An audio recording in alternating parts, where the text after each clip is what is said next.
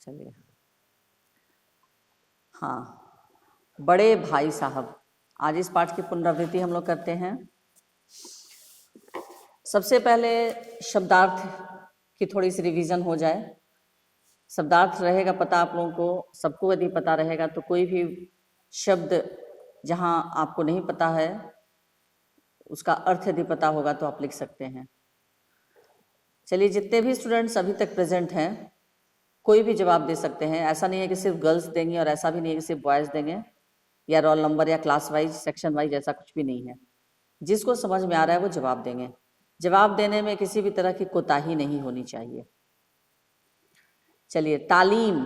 तालीम शब्द का अर्थ शिक्षा, गुड। पुख्ता। पुख्ता, मजबूत, यस। पायेदार। पायेदार।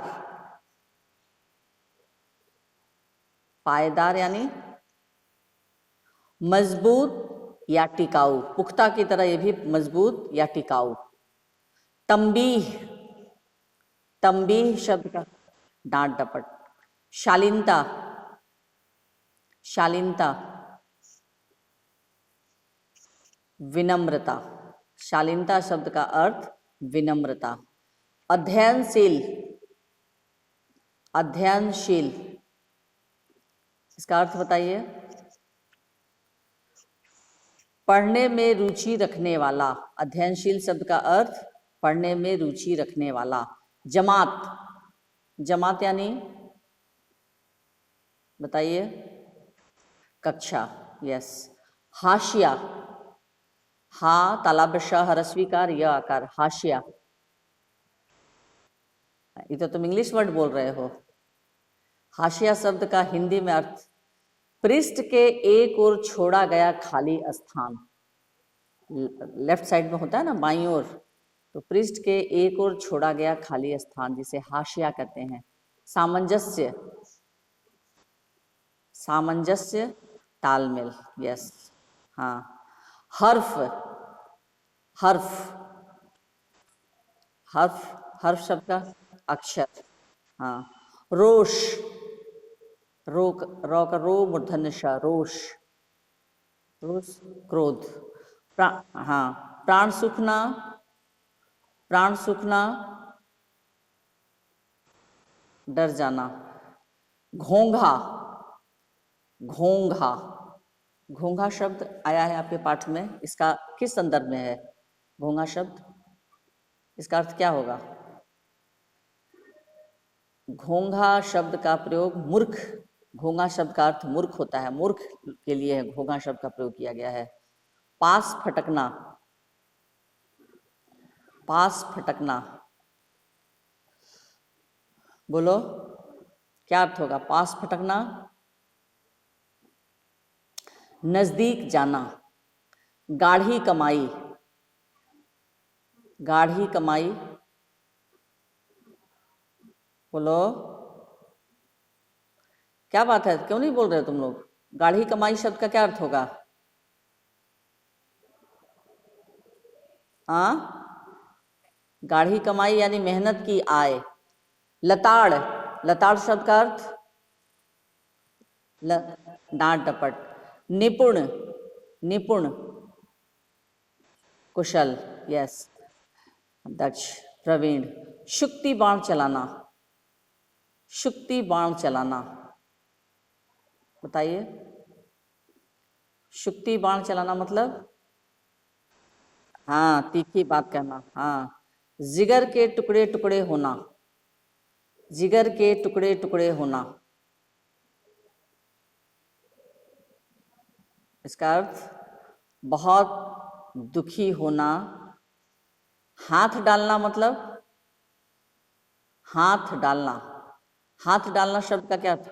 नहीं, हाथ डालना मतलब काम शुरू करना।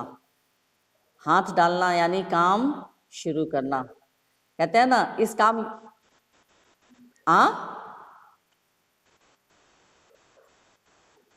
हाथ डालना भी बेटा, लगाना और डालना एक ही चीज है। जिस काम में हाथ डालते हो तुम काम बर्बाद कर देते हो, यानी जिस काम की शुरुआत तुम करते हो उस काम को बर्बाद कर देते हो। हाथ डालना है। अगर कोई काम तुम्हें नहीं आता तो हाथ ही क्यों डालते हो, यानी कोई काम शुरू क्यों करते हो। ठीक है, चलिए एक स्टंजा का ये आपका पेज 55, 56, 57 का ये जो हार्ड वर्ड है उसका ये मीनिंग हुआ आपका। अब मैं आगे एक स्टंजा पढ़ रही हूँ, पठित गद्यांश। आप लोगों के प्रश्न इस बार पठित गद्यांश के रूप में भी रहेंगे और उससे संबंधित जो प्रश्न रहेंगे उसका जवाब देना होगा। ठीक है, यानी 5 मार्क्स का आपका 2 + 2 + 1 इसी तरह से प्रश्न रहेंगे। तो निम्नलिखित गद्यांशों और उन पर आधारित प्रश्नोत्तरों को ध्यान से आपको प्रश्न को पढ़कर उसका आंसर देना है। वह स्वभाव से बड़े अध्ययनशील थे, हरदम किताब खोले बैठे रहते और शायद दिमाग को आराम देने के लिए कभी कॉपी पर, किताब के हाशियों पर चिड़ियों, कुत्तों, बिल्लियों की तस्वीरें बनाया करते थे। कभी कभी एक ही नाम या शब्द या वाक्य 10-20 बार लिख डालते। कभी एक से, कल ये सब मैं पढ़ा चुकी थी, है ना, कल मैं तो ये पढ़ा चुकी थी। कल जो लोग क्लास नहीं किए थे वो अपना समझेंगे जो कैसे करेंगे, कल ये मैं पढ़ा दी थी। आज आपको शुरू करना है, हाँ, नेक्स्ट स्टेंजा जो है उसको यहाँ से, हाँ, यहाँ से मैं शुरू कर रही हूँ। मगर टाइम टेबल बना लेना एक बात है, उस पर अमल करना दूसरी बात। पहले ही दिन उसकी अवहेलना शुरू हो जाती है। मैदान की वह सुखद हरियाली, हवा के हल्के हल्के झोंके, फुटबॉल की वह उछल कूद, ठीक है, कबड्डी के वह दांव घात, वॉलीबॉल की वह तेजी और फुर्ती मुझे अज्ञात और अनिवार्य रूप से खींच ले जाती और वहां जाते ही मैं सब कुछ भूल जाता। वह जानलेवा टाइम टेबल, वह आंख फोड़ पुस्तकें, किसी की याद न रहती और भाई साहब को नसीहत और फजीहत का अवसर मिल जाता। मैं उनके साये से भागता, उनकी आंखों से दूर रहने की चेष्टा करता, कमरे में इस तरह दबे पांव आता कि उन्हें खबर न हो। उनकी नज़र मेरी ओर उठी और मेरे प्राण निकले। हमेशा सिर पर एक नंगी तलवार सी लटकती मालूम होती, फिर भी जैसे मौत और विपत्ति के बीच भी आदमी मोह और माया के बंधन में जकड़ा रहता है। मैं फटकार और भुड़कियां खाकर भी खेल कूद का तिरस्कार न कर सकता था।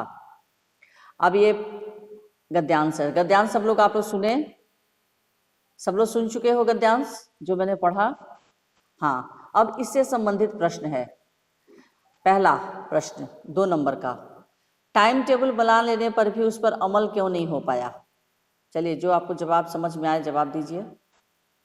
टाइम टेबल बना लेने पर भी उस पर अमल क्यों नहीं हो पाया, प्लीज इसका जवाब दीजिए। 2 मार्क्स में इसका क्या जवाब लिखेंगे आप। ये गद्यांश जो मैंने पढ़ा, इसी गद्यांश के आधार पर आपको इसका जवाब देना है। टाइम टेबल बना लेने पर भी उस पर अमल क्यों नहीं हो पाया।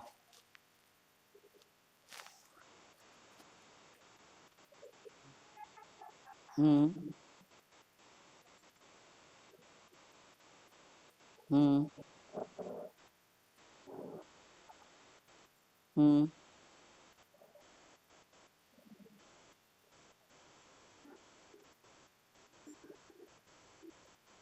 हम्म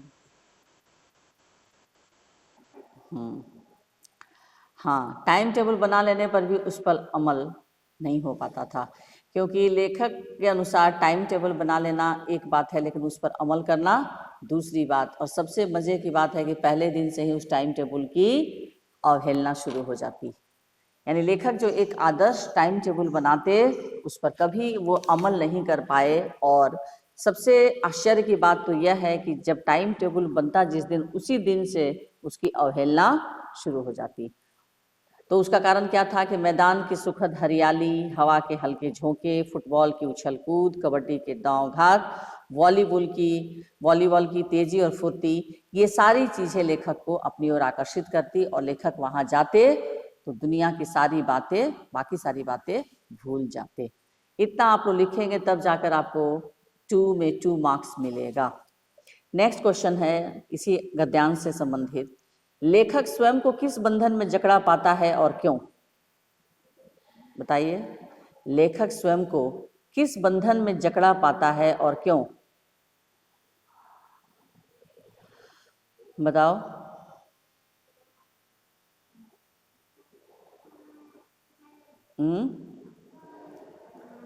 लेखक स्वयं को किस बंधन में जकड़ा पाता है और क्यों? ये किताब खोलकर बैठिए, आप लोग ये स्टेंजा निकाल के देखिए, उसी के अनुसार आपको जवाब देना है। हाँ हाँ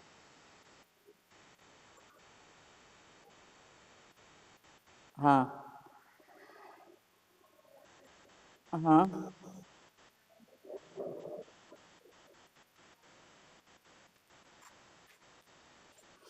यानी लेखक घुड़कियां खाकर भी खेल कूद का कभी तिरस्कार नहीं कर पाता था। जिस तरह से आदमी मौत और विपत्ति के बीच भी आदमी मोह और माया के बंधन में जकड़ा रहता है, ठीक उसी तरह लेखक भी खेल कूद की मोह माया में जकड़े रहते थे। ठीक है। और अपने बड़े भाई साहब से डांट फटकार और घुड़कियां खाकर भी वे खेल कूद का तिरस्कार नहीं कर सकते थे।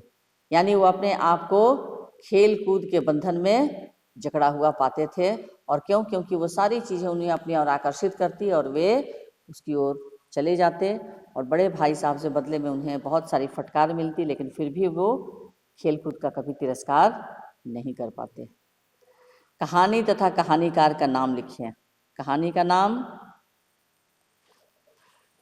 बताइए। बड़े भाई साहब। और कहानीकार का नाम प्रेमचंद। तो ये आपका हो गया एक स्टंजा जो है उसका ये प्रश्न का जवाब 2-2 और 2+1 5 मार्क्स का। उसके बाद है नेक्स्ट गद्यांश। शैतान का हाल भी पढ़ा ही होगा, उसे यह अभिमान हुआ था कि ईश्वर का उससे बढ़कर सच्चा भक्त कोई है ही नहीं। अंत में यह हुआ कि स्वर्ग से नरक में ढकेल दिया गया। शाहरुम ने भी एक बार अहंकार किया था, भीख मांग मांग कर अंत में यह हुआ कि स्वर्ग से नरक में ढकेल दिया गया। भीख मांग मांग कर मर गया। तुमने तो अभी केवल एक दर्जा पास किया है और अभी से तुम्हारा सिर फिर गया, तब तो तुम आगे बढ़ चुके। यह समझ लो कि तुम अपनी मेहनत से नहीं पास हुए, अंधे के हाथ बटेर लग गई। मगर बटेर केवल एक बार हाथ लग सकती है, बार बार नहीं लग सकती। कभी कभी गुल्ली डंडे में भी अंधा चोट निशाना पड़ जाता है, इससे कोई सफल खिलाड़ी नहीं हो जाता। सफल खिलाड़ी वह है जिसका कोई निशाना खाली ना जाए। ये आपका गद्यांश है। और अब इससे संबंधित प्रश्न। शैतान का क्या हाल हुआ और क्यों? बताओ। इस स्टंजा को सामने रखो खोल के किताब में और उससे संबंधित जवाब दो। किताब सब लोग खोल के बैठे हो? हाँ, हेलो हेलो, मेरी आवाज सुनाई दे रही है? हेलो, हाँ, किताब खोल के सब लोग बैठे हो ना? किताब में से स्टंजा को देखो जहां दिया हुआ है वहां। तो इस प्रश्न का जवाब दो कि शैतान का क्या हाल हुआ और क्यों।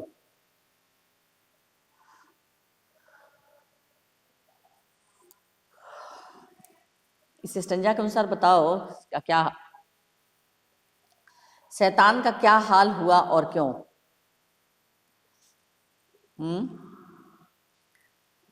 शैतान को अपने ऊपर यह अभिमान हो गया था कि वही ईश्वर का सबसे बड़ा भक्त है, और इस अभिमान के कारण उसे स्वर्ग से ढकेल दिया गया। उसका अंत बहुत बुरा हुआ। आया समझ में? हाँ या ना? तुम लोग कुछ बोलो तो सही।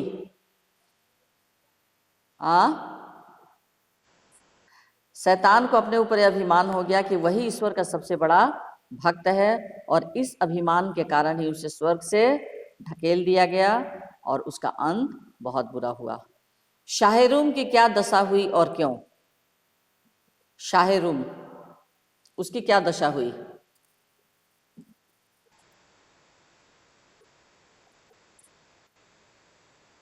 हाँ, और अहंकार ने उसकी दुर्दशा करा दी।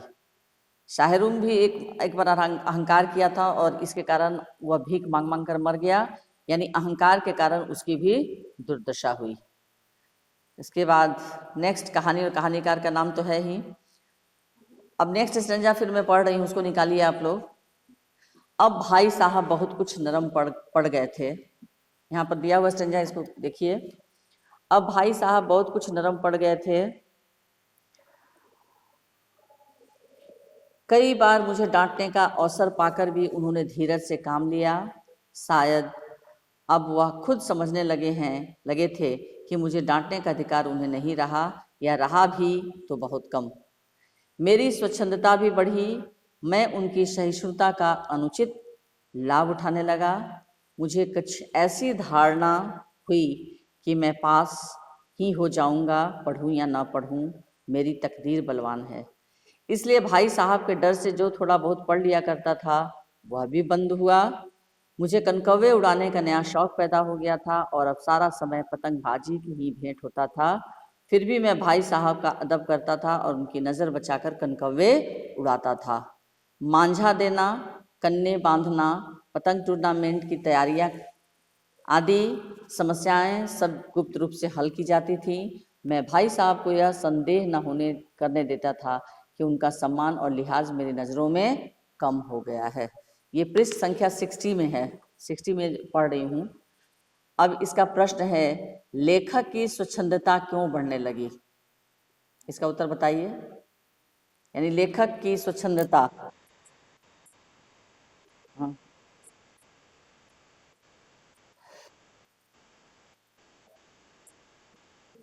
हाँ, सिर्फ यही आंसर काफ़ी नहीं होगा। लेखक की स्वच्छंदता क्यों बढ़ने लगी?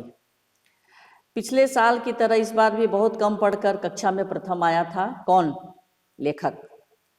लेखक पिछले साल की तरह भी इस बार भी बहुत कम पढ़ाई उसने की और कक्षा में प्रथम आया। इस कारण वह अनुशासनहीन हो गया। उसने पढ़ना लिखना छोड़ दिया था, सारा दिन पतंग उड़ाना शुरू कर दिया था। यानी इस तरह से लेखक की स्वच्छंदता बढ़ गई क्योंकि बड़ा भाई परीक्षा में फेल कर गए थे, छोटा भाई पास कर गया था, और इसीलिए उन्होंने खेलना शुरू कर दिया था, पढ़ना लिखना छोड़ दिया था, और इसलिए उनकी स्वच्छंदता बढ़ गई थी। नेक्स्ट है, लेखक ने भाई साहब की सहनशीलता का क्या अनुचित लाभ उठाया? लेखक ने भाई साहब की सहनशीलता का क्या अनुचित लाभ उठाया? लेखक ने भाई साहब की सहनशीलता का अनुचित लाभ उठाया। उसके मन में यह बात बैठ गई कि वह पढ़े या न पढ़े, पास तो हो ही जाएगा। इसलिए लिखना पढ़ना बंद कर दिया और सारा दिन पतंग उड़ाने में व्यतीत करने लगा। ठीक है, नेक्स्ट क्वेश्चन, नेक्स्ट पैराग्राफ। तैयारी नहीं है तुम लोगों की? कुछ पूछा जा रहा है तो जवाब नहीं दे रहे हो, एक ही दो बच्चे जवाब दे रहे हो, बाकी बच्चे चुपचाप बैठे हुए हो। क्या तरीका है? तुम लोग क्या एंजॉय करने आए हो? क्या आने की जरूरत है? जो ही दो चार बच्चे आ रहे हैं तुम लोग भी मत आओ, और आते हो तो जवाब दो। हाँ, सब लोग चुपचाप बैठे रहते हो क्या? यहाँ पर चुपचाप ही क्लास में बैठना है? Akash, Akash, hello Akash, can you hear me?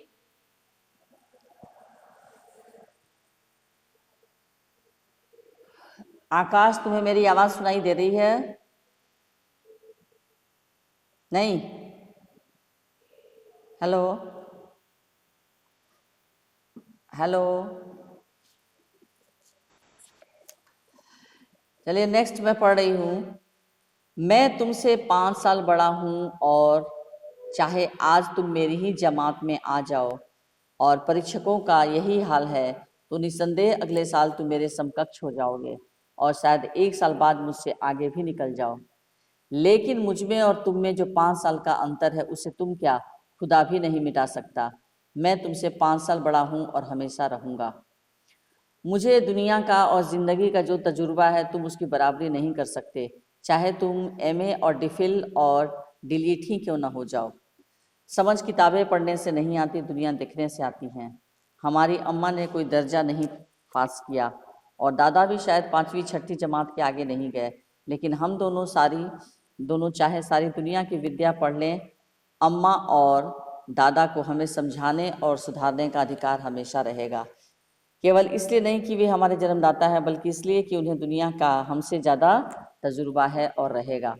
America में किस तरह की राज व्यवस्था है और आश्रय हेनरी ने कितने ब्याह किए और आकाश में कितने नक्षत्र हैं, ये बातें उन्हें चाहे उन्हें मालूम न हो, लेकिन हजारों ऐसी बातें हैं जिनका ज्ञान उन्हें हमसे और तुमसे ज्यादा है।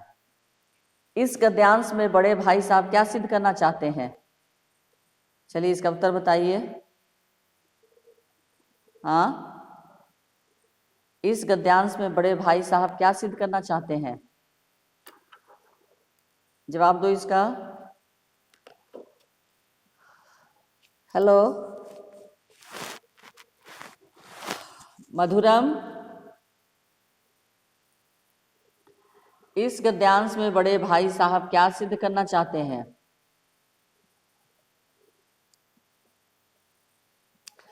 इस गद्यांश में बड़ा भाई यह सिद्ध करना चाहता है कि जीवन में पढ़ाई लिखाई से अधिक महत्वपूर्ण है उम्र में बड़ा होना और अधिक अनुभव होना। इन दोनों में वह छोटे भाई से आगे है, इसलिए उसे उसका सम्मान करना चाहिए। बड़े भाई साहब छोटे भाई पर क्या व्यंग करते हैं? बड़े भाई साहब छोटे भाई पर यह व्यंग करते हैं कि चाहे वह कितनी डिग्री क्यों न प्राप्त कर ले, पर वह उसकी बराबरी नहीं कर सकता, क्योंकि समझ पढ़ाई से नहीं दुनिया देखने से आती है और उसने अभी दुनिया नहीं देखी है। ठीक है, क्या रिवीजन कराने की जरूरत नहीं है? बोलो तुम लोग। हेलो हेलो हेलो, रिवीजन की आवश्यकता नहीं है। क्लास 10th स्टूडेंट जल्दी बोलिए,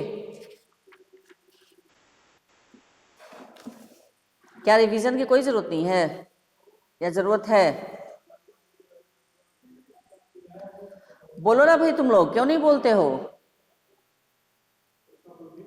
हाँ, हेलो, बोलो ना।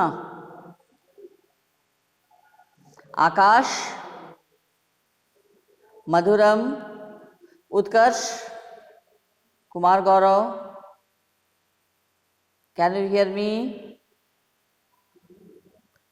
क्या मेरी आवाज तुम लोग तक पहुंच रही है या नहीं? पहला प्रश्न है, कथानायक की रुचि किन कार्यों में थी? चलो जल्दी से इसका आंसर कोई बता दें। चलो बताओ जल्दी, कथानायक की रुचि किन कार्यों में थी? जिसको जो समझ में आ रहा है बोलो जल्दी। हाँ,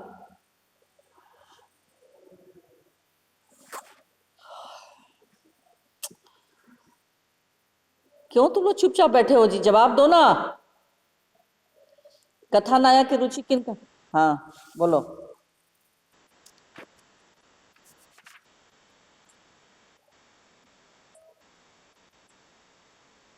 हम्म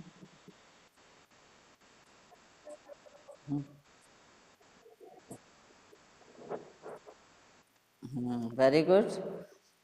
यानी कथानायक अपनी किशोरावस्था के अनुरूप ही चंचल प्रवृत्ति का था। ये 2 नंबर के लिए प्रश्न है सब, और अब आप लोगों का नंबर मैं काटना शुरू कर दे रही हूँ एग्जाम में, तब जाकर थोड़ा बहुत आप लोगों को लगेगा कि हाँ हम लोग को तो ऐसा मार्क्स मिल रहा है, और यही सब मार्क्स सीबीएसई को मैं भेजूंगी।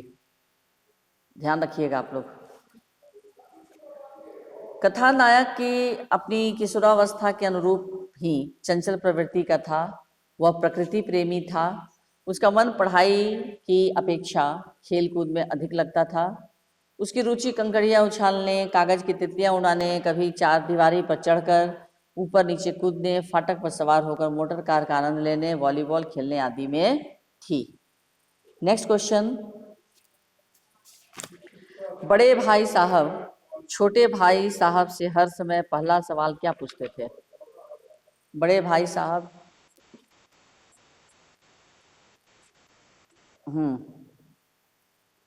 और ऐसा बड़े भाई साहब इसलिए करते क्योंकि वह चाहते थे कि उसकी सुरक्षा एवं हित की दृष्टि से पहला सवाल ये समझते थे कि चाहते थे कि उनका भाई भी उन्हीं की दम तरह हमेशा पढ़ता रहे, और बड़ा होने के नाते वो उसे बार बार सचेत करना अपना कर्तव्य समझते थे। यानी बड़े भाई साहब समझते थे कि उन्हें छोटे भाई की निगरानी का जन्मसिद्ध अधिकार है, और जैसे ही लेखक घर में खुश थे, उनका बड़ा भाई भी उनकी तरह हरदम पढ़ता रहे, यही चाहते थे और पूछते थे कि कहाँ थे, है ना।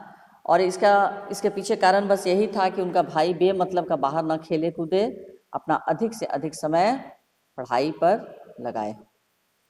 ठीक है। नेक्स्ट तीसरा, दूसरी बार पास होने पर छोटे भाई के व्यवहार में क्या परिवर्तन हुआ या क्या परिवर्तन आया? दूसरी बार पास होने पर बताइए, बताइए कोई। दूसरी बार पास होने पर छोटे भाई के व्यवहार में क्या परिवर्तन आया? हाँ बोलो, इतने सारे स्टूडेंट से बोलो तो।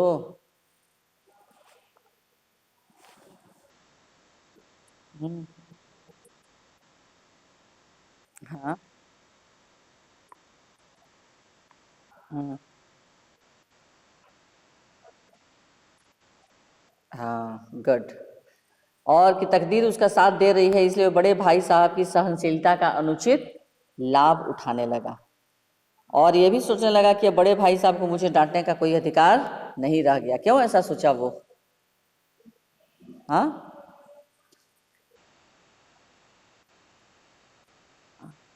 हाँ,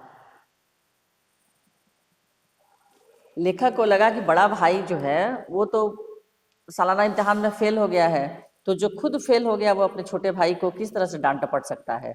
और इसी बात का वो गलत फायदा उठाने लगा और बड़े भाई के प्रति अब पहले जैसा आदर भाव नहीं हो रहा था और यह उसके रंग ढंग और हाव भाव से स्पष्ट दिखाई देने लगा था। तो इतना सब लिखेंगे तब जाकर आपको 2 मार्क्स मिलेगा। नेक्स्ट, बड़े भाई साहब छोटे भाई से उम्र में कितने बड़े थे और कौन सी कक्षा में पढ़ते थे? बताइए।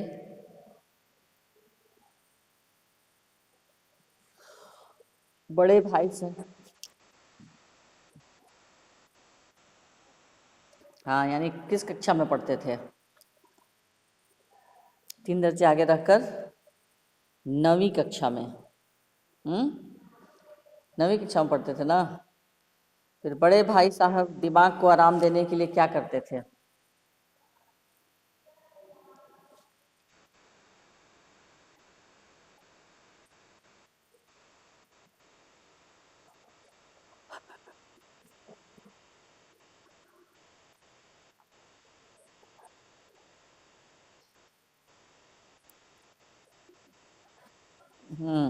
Very good. बड़े भाई साहब दिमाग को आराम देने के लिए कभी कॉपी पर तो किताब के हाशियों पर चिड़ियों कुत्तों बिल्लियों की तस्वीरें बनाया करते थे। कभी कभी एक ही नाम या शब्द को 10-20 बार लिख डालते। कभी एक शेर को बार बार सुंदर अक्षरों में नकल करते। कभी ऐसी शब्द रचना करते जिसका कोई अर्थ नहीं होता, ना कोई मतलब। ये आपका 2 मार्क्स के लिए इतना लिखना बिल्कुल अनिवार्य है। इतना लिखेंगे तभी जाकर आपको 2 मार्क्स मिलेगा। नेक्स्ट, छोटे भाई ने अपनी पढ़ाई का टाइम टेबल बनाते समय, छोटे भाई ने अपनी पढ़ाई का टाइम टेबल बनाते समय क्या क्या सोचा और फिर उसका पालन क्यों नहीं कर पाया? बताइए। बड़े भाई साहब ने अपनी पढ़ाई का टाइम टेबल बनाते समय क्या क्या सोचा और फिर उसका पालन क्यों नहीं कर पाया?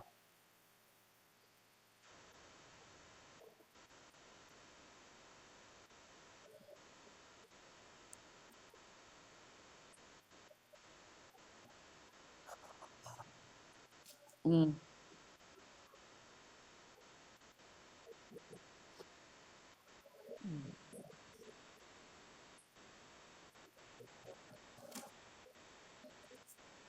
हम्म, भाई कोई बात नहीं, भाई कोई दिक्कत नहीं। मेरा 10 आई। हाँ तो हाँ, ये सही आंसर है। टाइम टेबल बनाते समय ये एक दिन हाँ, बनाते समय क्या सोचा और उसका पालन क्यों नहीं कर पाया?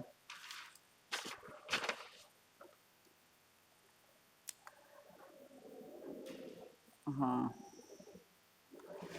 अच्छा, अभी कौन कौन बच्चे प्रेजेंट हैं 10I के? कौसर करीम प्रेजेंट है? हाँ,